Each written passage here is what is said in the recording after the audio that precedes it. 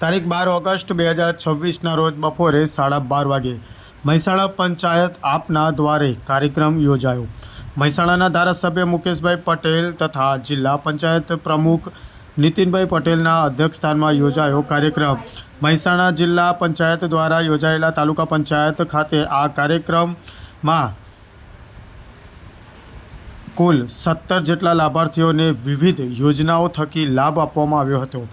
જિલ્લા પંચાયતના અધિકારીઓની સમીક્ષા બેઠક પણ યોજાઈ હતી, જેમાં અરજદારો તરફથી મળેલ અરજીઓનું સ્થળ પર જ નિકાલ કરવામાં આવ્યો હતો।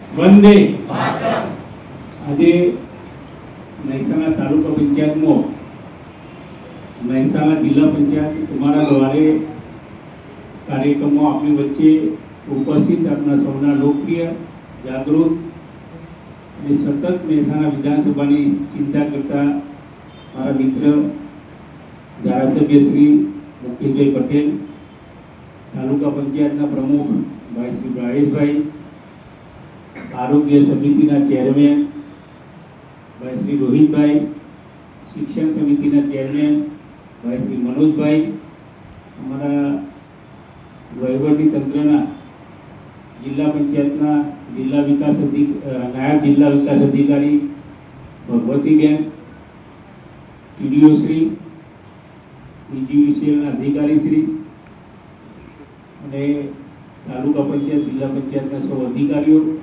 આપ સૌ અરજદાર ભાઈઓ અને બહેનો, મિત્રો, આ જિલ્લા પંચાયત તમારા દ્વારે કાર્યક્રમ દ્વારા લોકોના પ્રશ્નોનું સ્થળ ઉપર નિરાકરણ થાય, ક્યાંક કર્મચારી અધિકારી તમારા પ્રશ્નોનું નિરાકરણ ન કરતા હોય અને તમને ધક્કા ખવડાવતા હોય, અને આવું ઘણી વખત બનતું હોય છે, કર્મચારીઓ પણ બેઠા જ છે અને રૂબરૂમાં જ હું વાત કરું છું કે ક્યાંક અરજદારોને ધક્કા પણ ખવડાવતા હોય છે। પણ આ કાર્યક્રમ દ્વારા આપના પ્રશ્નોનું સ્થળ ઉપર નિરાકરણ થાય અને તાત્કાલિક જે તે અરજદારને પોતાને જે લાભ મળવાનો હોય લાભ મળે એના માટેનું આ કાર્યક્રમનું આયોજન કર્યું છે। મિત્રો, ભારતીય જનતા પાર્ટીની સરકાર એટલે કેન્દ્રમાં નરેન્દ્રભાઈ મોદીએ આયુષ્યમાન કાર્ડ દ્વારા અને આપણા ગુજરાતના મુખ્યમંત્રી ભૂપેન્દ્રભાઈ પટેલ આ બંને ભારતીય જનતા પાર્ટીની સરકાર દ્વારા આપ સૌને વિવિધ યોજનાઓનો લાભ મળી રહ્યો છે। આજે પણ ઘણા બધા આપણા અરજદારોને આયુષ્યમાન કાર્ડ પણ આપવામાં આવ્યું, એમાં આપણે પ્રતિભાવ પણ જોયો કે અમને લાભ પણ મેળવ્યો છે।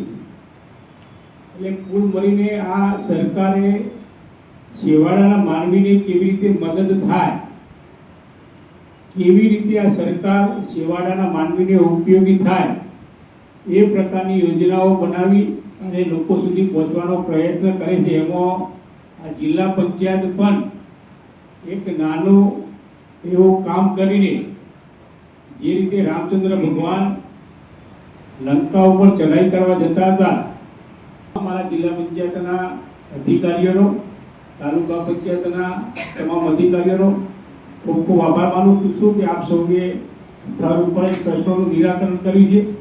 અને આવતા વખતે હું આપ સૌની પાસે, કર્મચારી અને અધિકારી પાસે અપેક્ષા રાખું કે આવો કાર્યક્રમ ફરીથી થાય ત્યારે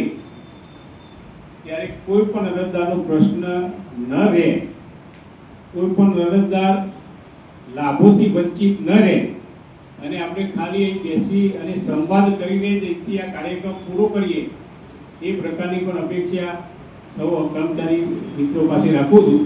આપ સૌએ અમારું સન્માન કર્યું, મને સાંભળ્યો એ બદલ આપ સૌનો ખૂબ ખૂબ આભાર। આ કાર્યક્રમે ખરેખર પ્રજાની વચ્ચે જઈ પ્રજાના પ્રશ્નો સાંભળવા, પ્રજાની રજૂઆત તાલુકા પંચાયતના દ્વારે થાય અને એની અંદર જિલ્લા પંચાયતના પ્રમુખશ્રી, એમની ટીમ, સર્વે અધિકારીઓ સાથે જે પણ પ્રજાના પ્રશ્નો છે, પ્રજાના પ્રશ્નોનું તાત્કાલિક નિરાકરણ કઈ રીતે થઈ શકે એ માટેનો આ સંવાદ કાર્યક્રમ જિલ્લા પંચાયત તમારા દ્વારે એ અભિગમ સાથે જ્યારે અહીંયા ચાલુ કરવામાં આવ્યો છે ત્યારે આખા દરેક તાલુકાની અંદર ખૂબ જ આવકાર મળી રહ્યો છે. પ્રજાના પ્રશ્નોનો નિકાલ અને સાથે સાથે જે પણ અરજદાર છે એ પોતે પણ આ કાર્યક્રમથી સંતુષ્ટ છે. એટલે અહીંયા હું માનનીય શ્રી પ્રમુખ નીતિનભાઈ પટેલ સાહેબનો ખૂબ ખૂબ અભિનંદન આપું છું અને આભાર પણ માનું છું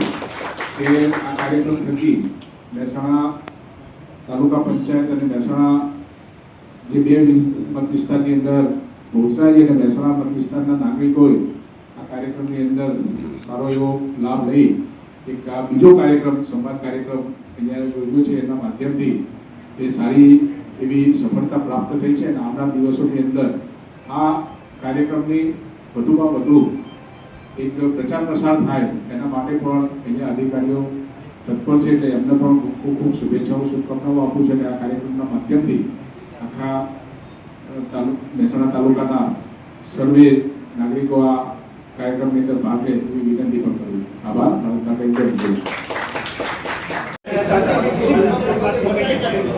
એ તો ખબર છે કે ગઈ વખતે સંકલનનો પ્રશ્ન ઉભો કર્યો તો આ ફરીથી અમે કરી છે એસપીનું ફરી ધ્યાન કરું છું. એ અમે ગઈ વખત એના કરતા સાહેબ જૂનું હતું ને એમાં સારું હતું તે જૂનામાં રહેતા હતા. આપણા નવા છે રોહિતભાઈ એમણે વાત કરેલી છે તો ઝડપથી કામ થાય એવું કરી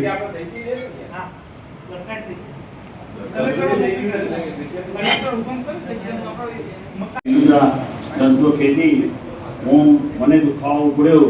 ઓપરેશન સાહેબે એનજી પટેલ સાહેબને કંઈ મને રિફર કર્યો. આલમ પટેલ સાહેબના થયો એમને ખર્ચો કીધો.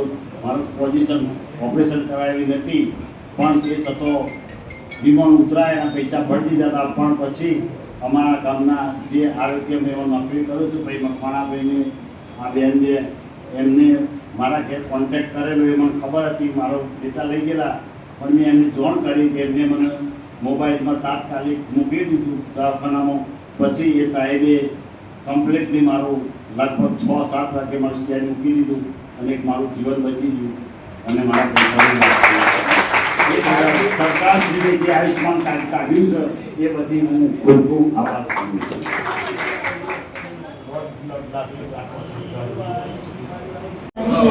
વાસુભાઈ મારે 5 લાખનું કાર્ડ આયુષ્માન કાર્ડ ઉપર બાબાને તકલીફના કારણે ખેંચની તકલીફના કારણે આયુષ્માન હોસ્પિટલમાં 15 દિવસ દાખલ કરવા માટે સરકારની ખૂબ ખૂબ નમસ્કાર. આયુષ્માન કાર્ડ પર દવા ફ્રીમાં દવા એના માટે.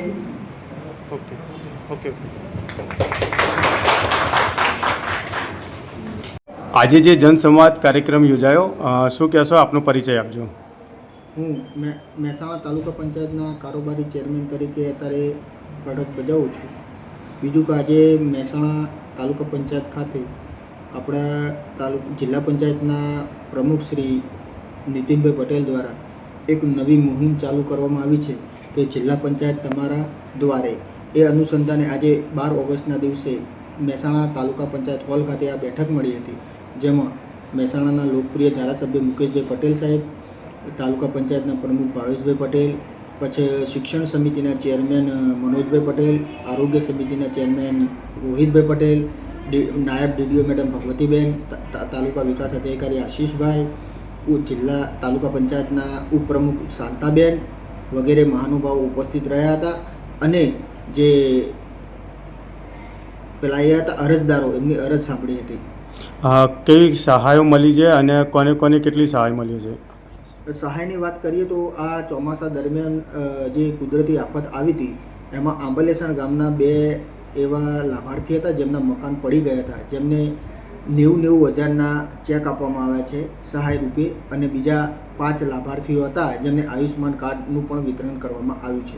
અને બીજા 5 લાભાર્થી હતા જેમને મકાનના ચેક પણ વિતરણ કરવામાં આવ્યા છે. આપનો પરિચય આપજો અને આજે જે જનસંવાદ કાર્યક્રમ યોજાયો શું કહેવા માગશો? પટેલ ભાવેશકુમાર જોઈતારામ, તાલુકા પંચાયત મહેસાણા પ્રમુખ. આજે જે જિલ્લા પંચાયત આપના દ્વારે પ્રોગ્રામ અંતર્ગત માન્ય શ્રી ધારાસભ્ય શ્રી, માન્ય શ્રી જિલ્લા પંચાયત પ્રમુખ શ્રી નીતિનભાઈ સાહેબ તથા અલગ અલગ જિલ્લાની કર્મચારી વર્ગ તથા તાલુકા સદસ્ય શ્રી, જિલ્લા સદસ્યશ્રીઓની ટીમો હાજર રહ્યા હતા અને આ પ્રસંગે અલગ અલગ વિકાસલક્ષી કામોની ચર્ચા થઈ અને લાભાર્થીઓને 17 જેવા લાભાર્થીઓને PMJY અંતર્ગત તથા વરસાદીમાં જે દિવાલ પડી ગઈ એવા લાભાર્થીઓને રૂબરૂ ચેક વિતરણનું એનું આયોજન કરવામાં આવ્યું હતું અને આ કાર્યક્રમ અંતર્ગત છેવાડાના ગામ સુધીની ફરિયાદ તાલુકા કક્ષાએ આવે, તાલુકા કક્ષાએથી જિલ્લા પંચાયત આપણા દ્વારેથી એ સમસ્યાનો ઝડપી નિકાલ થઈ જાય તે માટે રૂબરૂ આવે છે. તે બદલ આ નવો અભિયાન ચાલુ કર્યો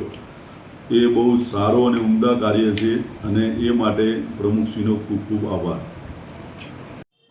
તમારું નામ જણાવજો અને આબલિયાસણ ગ્રામ પંચાયતમાં તમને જે લાભ મળ્યો શું કહેવા માગશો? મારું નામ અતુલજી જોઈતાજી ઠાકોર. અમારે જે ચોમાસામાં જે વરસાદ પડે એમાં મકાન પડી ગયું હતું અમારું.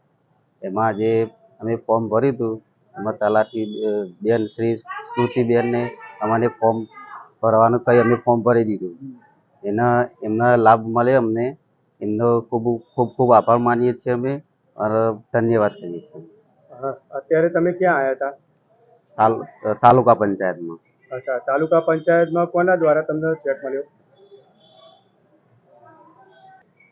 MLA સાહેબ, ધારાસભ્યના હસ્તે અમને ચેક મળ્યો. શું નામ આપનું અને આજે જે તાલુકા પંચાયત તમને જે સહાય મળી શું કહેવા માગશો? મારું નામ છે ઠાકોર નારાયણજી બળદેવજી, ગામ આંબલિયાસણ. મારું મકાન વરસાદની અંદર ધરાશય થઈ ગયું હતું કે અમે અમારી ગામ પંચાયતની અંદર તલાટી મેડમ શ્રુતિબેનને જાણ કરી હતી. મેડમે અમને ફોર્મ ભરાવી અને સહાય અપાવી છે. આજે અમે મહેસાણા તાલુકા પંચાયતમાં ધારાસભ્ય અને MLA સાહેબના હસ્તે અમને સહાયનો ચેક મળે છે. કેટલો છે લાભ મળ્યો તમને? લાભ અમને 90,000 રૂપિયા મળે છે.